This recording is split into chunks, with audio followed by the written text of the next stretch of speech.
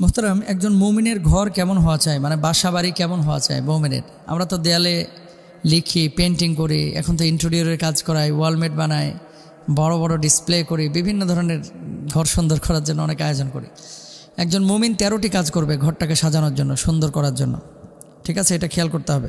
বুখারী হাদিস, মাথালুল বাইতিল্লাযী ইউযকারুল্লাহু ফীহি ওয়াল বাইতিল্লাযী লা ইউযকারুল্লাহু ফীহি মাথালুল হাইয়্যি ওয়াল মাইয়্যিত। যে ঘরে আল্লাহর জিকির হয় এবং যে ঘরে আল্লাহর জিকির হয় না, তার দৃষ্টান্ত হচ্ছে জীবিত এবং মৃতের ন্যায়। আল্লাহু আকবার। ইযকারুল্লাহু ফীহি ওয়াল বাইতিল্লাযী লা ইউযকারুল্লাহু ফীহি মাথালুল হাইয়্যি ওয়াল মাইয়্যিত। আল্লাহর জিকির, কোরআন তেলাওয়াত, নামাজ, তাসবিহ, তাহলিল যে ঘরে হয় এই ঘরটা জীবিত ঘর, আর যে ঘরে হয় না এই ঘরটা হচ্ছে মৃত ঘর। তাহলে তেলাওয়াত করবেন, তেলাওয়াত শুনবেন, তেলাওয়াত মোবাইলে লাউড স্পিকারে দিয়ে দেবেন ইনশাআল্লাহ। আবার এমনভাবে তেলাওয়াত দিয়ে না যে পাশের বাড়ির বুড়া মানুষের কান ফেটে যাচ্ছে। নিজে নিজে করবেন, নিজে শুনবেন। ওয়াক্তিমিস সালাত লিযিকরি।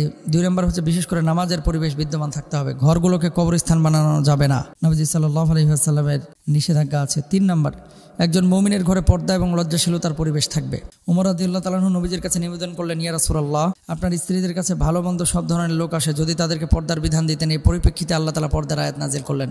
নবী সাল্লাল্লাহু আলাইহি ওয়াসাল্লামের স্ত্রীরাও অন্যদের সামনে চলে যেতেন যখন পর্দার আয়াত নাজিল হয়নি, পর্দার বিধান আল্লাহ দেয় নাই। পরবর্তীতে যখন আয়াত নাজিল হলো পর্দার, তারপর থেকে আর তারা সামনে আসতেন না। কোরআন সুন্নাহ অনুযায়ী ঘরের যাবতীয় কার্যক্রম, কিভাবে খায়, কিভাবে উঠে, কিভাবে শয়, কিভাবে বসে, এগুলো চেষ্টা করবেন। 5 নম্বর, মেহমানদারির ব্যবস্থা সবসময় করার চেষ্টা করবেন। বাড়িতে মেহমান আসুক এটা চাইবেন, বাড়িতে মেহমান আসে তার বারাকা নিয়ে। 6 নম্বরে, একজন মুমিন পর্দার পরিবেশ এবং ইবাদতের পরিবেশ, এটা কিন্তু বড় জরুরি কাজ। নারী এবং পুরুষ উভয় পর্দার ক্ষেত্রেও তৈরি করবেন, পর্দা করবেন, মেনটেন করবেন ইনশাআল্লাহ। বাড়িতে প্রবেশের সময় বিসমিল্লাহ বলে প্রবেশ করবেন। রাসূল আকরাম সাল্লাল্লাহু আলাইহি ওয়াসাল্লাম বলছেন, যে ঘরে এইভাবে প্রবেশের সময় বিসমিল্লাহ বলা হয়, আল্লাহর নাম উচ্চারণ করা হয়, সে ঘরে শয়তান থাকে না। ঘর থেকে বের হওয়ার সময় বিসমিল্লাহ বলবেন।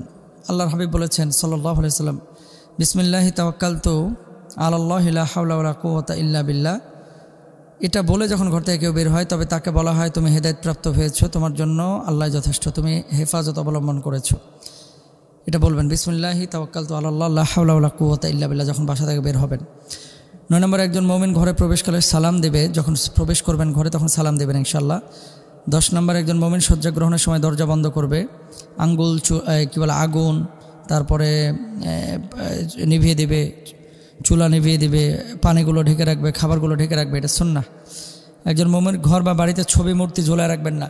অনেক সময় আপনার ছেলের ছবি ঝুলায় রাখেন, আপনার মেয়ের ছবি ঝুলায় রাখেন, মৃত বাপমার ছবি ঝুলায় রাখেন, এগুলো বদজিনের আসর হয়, এগুলো করবেন না। তারপরে হচ্ছে একজন মুমিনের ঘরে বাদ্যযন্ত্র থাকতে পারে না, এটা করবেন না। গান বাজনা এগুলো শুনবেন না। 13 নম্বর, একজন মুমিনের বাড়িতে অপচয় কাজ কারবার থাকে না। যেমন প্রতিদিন ফুড আপনি নষ্ট করছেন, তারপরে পানির অপচয় করছেন, গ্যাসের অপচয় করছেন, এগুলো করবেন না। এটা আল্লাহ তাআলা পছন্দ করেন না, নবীও পছন্দ করেন না। ইন্নাল মুবাজ্জিরিনা কানু ইখওয়ানাশ শায়াতিন। যদি এগুলো মেনটেন করতে পারেন ইনশাআল্লাহ পারিবারিক বারাকা আসবে।